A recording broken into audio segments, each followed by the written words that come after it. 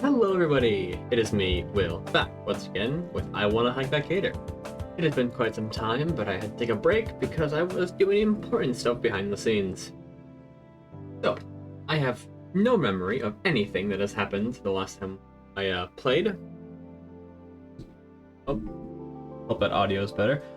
I got a new desk, so I had to change up my mic setup, and now my mic is now mounted to my windowsill, so I hope that this isn't too bad. We're going to be doing a test run, because I do everything completely raw and unedited, and on the first take, I will not be editing or doing multiple takes to test if this thing works. And I'll just have to figure it out and by trial and fire next episode. So, other than that, let's get right into it, shall we? I know why you're all here, and let's get started. Right. We're at a thing. We're at one of we're at our art teacher's wedding. No, not his wedding, but one of his friends' wedding. We're taking pictures, but we're kind of, out of the mood. We also confessed to Damien that we like Olivia. Ooh. No. If there's people over there, if the people over there wanted pictures, I wouldn't be here in the first place. Ben wordlessly goes back to snapping photos. I get back on my feet and lean closer to the preoccupied Erasorolofis to talk to him. Look, Ben, I need some advice. Thank you, young man. No problem, ma'am. Finished with a couple of photos, Ben turns to me and begins to hoof it down the venue and look for some more photo ops. I match his pace in order to keep up with him. Advice, you say? Is it about Olivia? Uh-oh. Mentioning the baryonic stops Ben dead in his tracks. Uh-oh. Turns around to face me. What about Olivia? Well, it's just that Oh, the music's fading out. I take a deep breath to steady myself. The thing is, I think I love Olivia? Ben's face goes from confusion to sheer surprise, his eyes going as big as his glasses. God, I love that face. Wait, what? Are you serious? Of course I'm serious. Of course I'm serious, he says with a fully straight face. Since you've known her for longer, I figured I figured I could ask you some things about her. Ben? Ben! Sorry, I must have misheard you. You said you were in love with Olivia, and I did. I think I am. Look, I don't really know, but I'm asking for help, and the parasaur clasps his hand onto my shoulders and smiles broadly. This is wonderful news. Olivia's always been a bit of a loner, but to know that someone likes her that's just fantastic. Okay, I like that face. Why are his fucking eyelashes so long? His arm wraps around my neck and he starts dragging me away from the wedding crowd. Okay, right, so you want to know more about Olivia, yeah? We used to be best friends way back. I paid close attention to Ben as he went over his history with the girl I may or may not love. A part of me wanted to take notes on my phone as he listed down all the shows they used to watch together. By the time he hit the cues, I'd noticed some of the guests had left. Should I be writing all this down? I think you'll be fine. Unless Olivia's changed music taste over the last 3 years. 3? Aren't you talking to her these days? I mean, not as much as I used to. It's been a while since we've had a sit-down. Wait, but Mia came and told us you wanted to talk to her at lunch. I have no idea what you're talking about. Huh.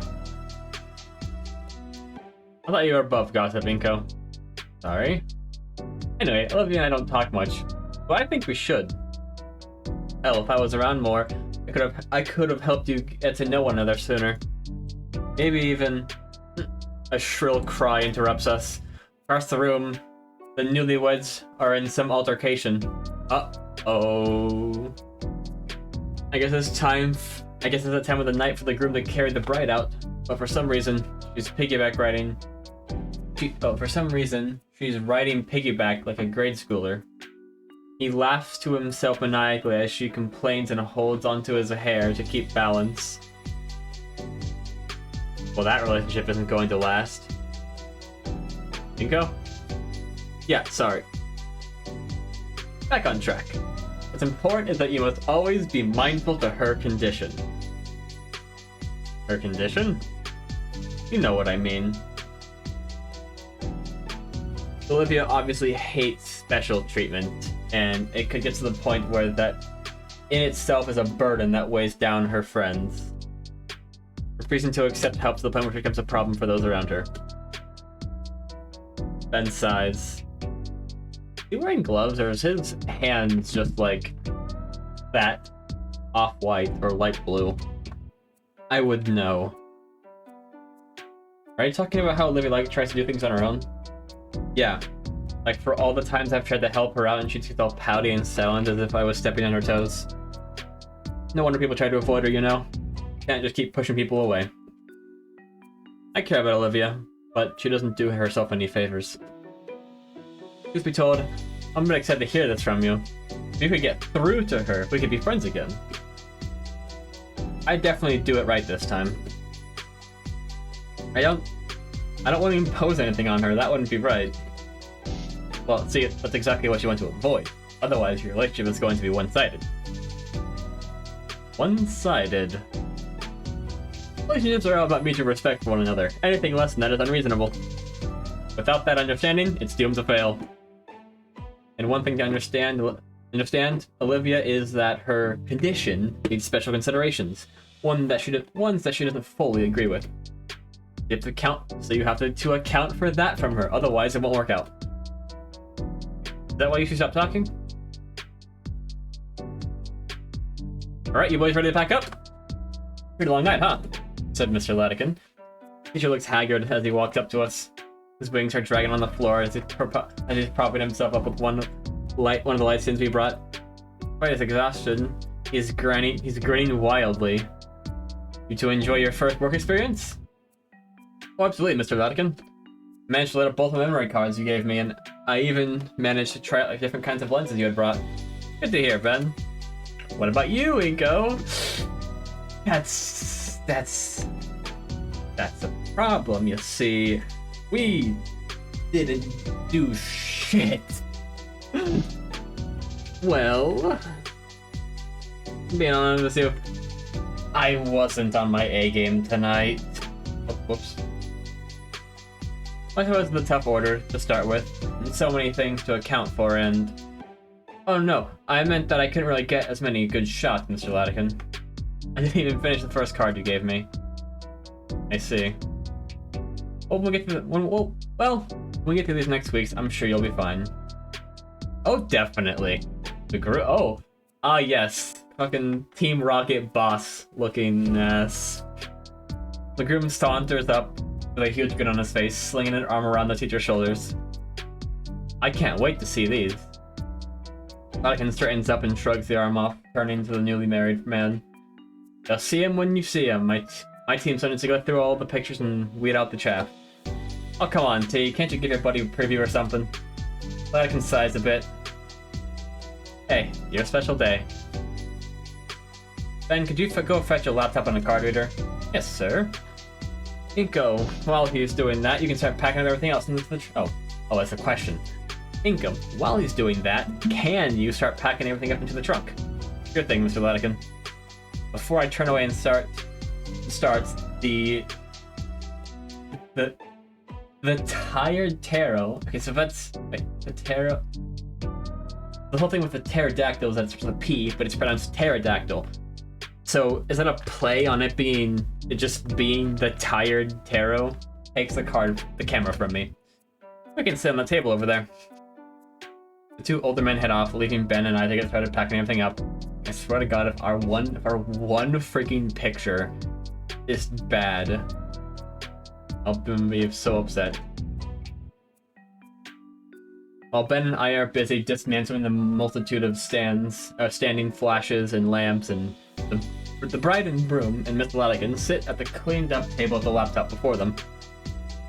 I can't really make out what they're saying, but I can kind of tell based on based on the way that the three switch between quietly focused and laughing loudly. By the time the back of the car is loaded up, the last of the wedding party has departed. Nothing left to do, Ben and I linger a bit behind the group. Think about it, alright? My advice. Olivia does need help. If you're really aiming to ask her out, keep that in mind. Yeah, I'll keep that in mind. Thanks, Ben. No problem. And we're done! Yeah, don't want to keep the missus waiting too long. Not tonight. Bleh. Ben and Nico say in unison. Alright, good night, everyone. He points to me for a moment. And good luck to you, little guy. Be seeing you, Mal. And they zoom off the side of the screen. Exit stage left and cut. The groom saunters off. You two ready to go? Yes. I'm pretty beat. My legs are killing me. Feels like my shins are about to explode. Better get used to the pain, Nico. Plenty of that to come once we start doing all-day events like sports matches and air shows. Any advice you can give me to avoid the pain? Ben taps his chin. Comfy shoes, good soles, and plenty of squats to build up your leg strength. Maybe also go out to the power walks and jogs to really build muscles. Great. Even when I pick a career choice that doesn't involve physical activity, I still, somehow, wind up having to exercise in order to be successful. ... Either way, it's not that long before we climb into the car and begin our journey back to school. I settle into the rhythmic motions of the car as it glides along the road. The cityscape of Volcadera Bluffs passes by, and I can't help but admire it. The mood is quickly killed, however, as Ben calls a certain red-scaled girl. The saccharine lovey-dovey talk makes my head hurt, as I can guess by his expression. I can guess by his expression that Latigan feels the same way. Changes the subject by asking if my parents can pick me up. Looks like I'll be taking the late metro home. Still, I had fun today. Even though we're pretty far into the fall season, it's a nice day out. Storm coming later today with a cold front, so the temperatures outside are bearable enough to relax in. One last respite before the unforgiving coldness of winter settles in. I decided to celebrate by eating lunch outside. After a good bit of prodding, Olivia joined me. Inko, it's too cold. It'll freeze my veins solid. It's 70 degrees and you already agreed. Calm down. The fucking moping alligator. We step out into the chilled air. Olivia hisses.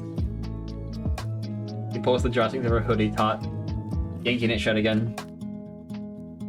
When I move her along, she's just dragging her tail on the ground. You're secretly enjoying this, aren't you? Olivia is silent.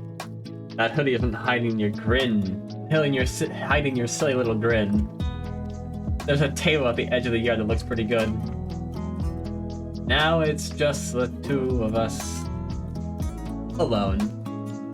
Sitting at a picnic table in complete silence. Ingenuous one-liners float through my head like a slam poetry champion.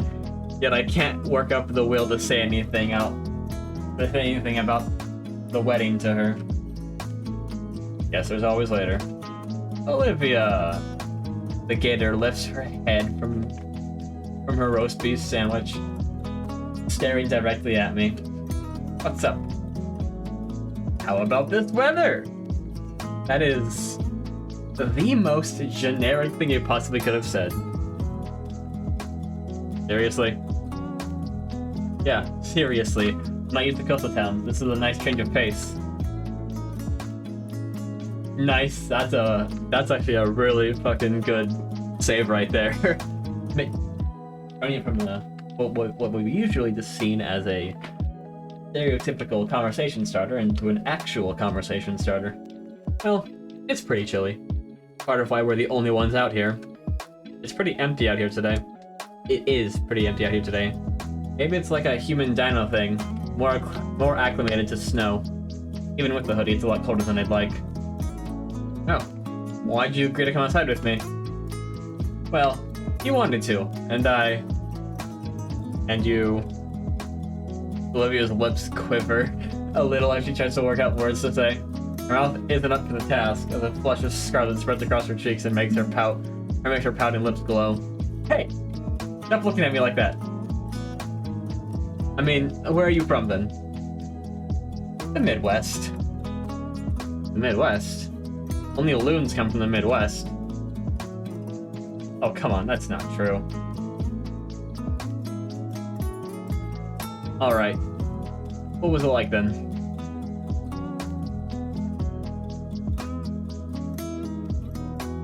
A lot of empty promises. Nothing worth talking about. What was St. Hammond like before I showed up? Oh, horrible. Everybody here sucked. Well, they still do, I guess. But seriously, most of the faculty had to stick up their ass. Fuck, got my phone. And the student body was holding on for dear life. I'd do anything to get out of this place if I got to take you and Damien with me. Wow. Colorful. Huh. Who the fuck? Oh, who the fuck are you? Is this... This is the principal, I think. Oh, it's just the principal. Oh no. The sound of stone grinding on the sound of stone grinding on stone echoes throughout the countryside. The county, the coterie, the courtyard. I am really having a struggling time with this. Holy crap. As I turn my head to whoever said that. Principal Scalar, standing just as still as us, her face burning red. I bet you she's drinking. Her face is all red. Though her jaw is moving, teeth grinding exceptionally loud as she looks at Olivia. Oh, where the fuck did you come from? Next to her stands a large whale dressed in formal attire. I guess Mr. Ferris is still doing that inspection. And did he hear... What were you saying about student morale, Principal Scalar? Uh-oh. Okay, I was checking real quick. Her face is kind of red right there, and then as you move on, not. He doesn't even look up from his clipboard, but just jotting things down. Oh no. This is not good. Oh no. I said had.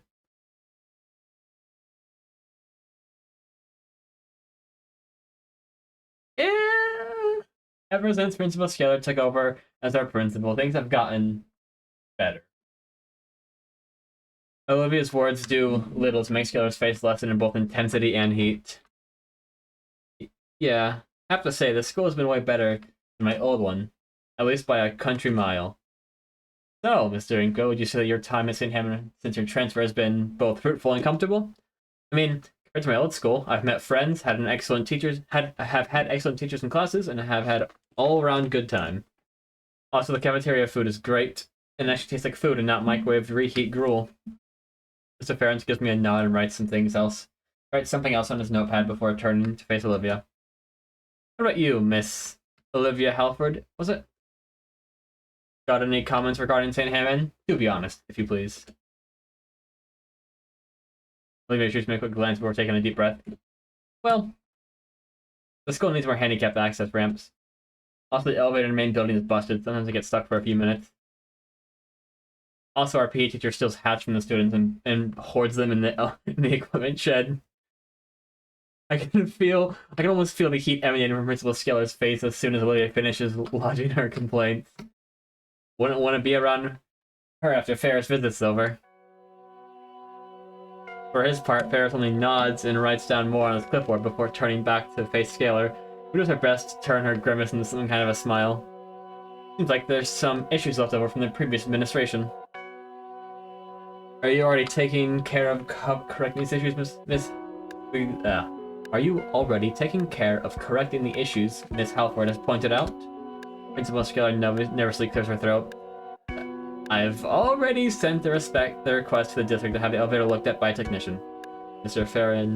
Ferris nods and writes something down on his clipboard before clicking the pen and stuffing it into his front pocket suit. I'll have to talk about the superintendent about the request next time at the office. What about this PE teacher Miss Olivia mentions?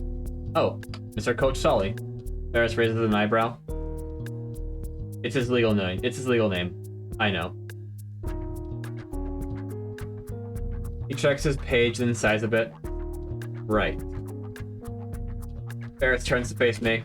Well, that's enough about St. Hammond for the time being. Srinko, how would you say things are going for you? Not just as a student, but as a growing adult. This school's already helped me learn a lot, sir. I respect the efforts of the students and faculty alike for their efforts in making me feel welcome. I can chat GPT ass answer. Much more refined than my old school, at least. Wow, you might as well ask for a letter of recommendation already. Huh? That's not what I was doing, Olivia. Olivia doesn't even respond to me, instead laughing quietly to herself. I'll keep that in mind. The Leviathan. That's can't help with an insult or a compliment. The Leviathan finishes jotting down something on his clipboard and finally turns to Principal Scaler. I think I have everything I need for the time being. Mr. Ferris, why don't we adjourn to the faculty lounge? Of course, we can go over your future budgetary plan over a nice cup of coffee. The inspector turns away, Principal Scaler lagging behind him with a look of pure misery on her face. I wish you'd done this freshman year. With a huff and a frown, Olivia stabs her lunch tray, treating the Caesar salad like a voodoo doll. I'll look on the bright side. She levels her silver eyes on me, but remains focused on treating her salad like a namesake. It's senior year. We're about halfway through. We only have to pick up this place for a couple more months. She glances the largest piece of chicken, twisting her spork roughly. And? Then what? Then what? I guess, I don't really have any concrete plans for after school. What do you mean? You should be mentioning all that stuff about making a name for yourself. I mean, yeah, when I first got here, that was the goal. But honestly, I haven't really considered what I was going to do out there, or do to get there. Just munching the toy with my meal. You? I plan on getting an art degree. Oh, really? Online, of course. Oh. Not like I have any other options. The only time I'm worth anything is when the brush is in my hand. Only classes I'm really passing, too. I nod my head in understanding, but... talking about her future, but it sounds like more like a resignation than a declaration. I at least have something, even if my goal is vague. More so, mood leaves me at a loss of words. Damn it. I was actually hoping to use this time to... I don't know. I want to talk to Olivia and, ask her something. Or something like that. Too bad Mr. Ferris and his workplace policies dampening the mood. The air between us is awkward as we pick up our lunch, and even after the bell rings, we're forced to finish eating. It's still weird. Even when I ask if Olivia would like a push to history, she remains silent in thought. Olivia's been quiet for about 5 minutes now. Even though 5 minutes isn't a long time, Olivia had grown so much chattier as of late. The silence is just a bit off-putting to me. Part of me couldn't help but wonder if it's the cold shoulder directed at me, or just remaining nerves from the last conversation. No, just thinking about it. No use just thinking about it. So penny for your thoughts, Olivia? No, oh, right. Sorry, guess I'm not here right now. What were we thinking about exactly? Olivia lets out a sigh and turns her head upwards so that her eyes can meet mine. I really got thinking about what we were talking about earlier, how it seems like neither of us know what we're doing after school's over. Oh, right, yeah, that. I didn't really give it much thought after the fact. Essentially dropped the bombshell on both of us. Now that I really stopped to think about it, though, the idea that neither of us really knows what to do after graduation is concerning. Most seniors at least have some small idea what they're going to do after graduation. At least, I think. Hell, Liz had made a full chart and timeline for herself. I mean, I always figured I'd go to college, but that feels so basic, for lack of a better word.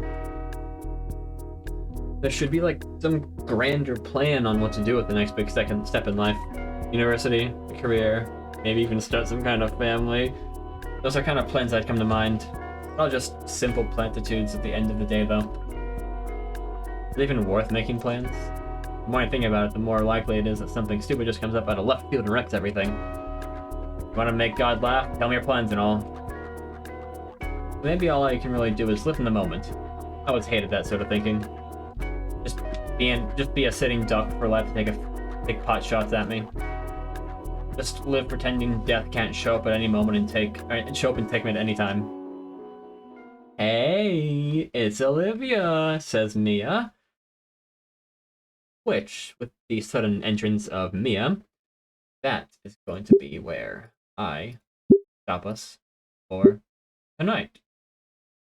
So, other than that, hope you all had a good day. We have made some pretty good progress in the story, I'd say. We're pretty concrete on this liking Olivia thing, I'm pretty sure. That's how we invited her to lunch and everything.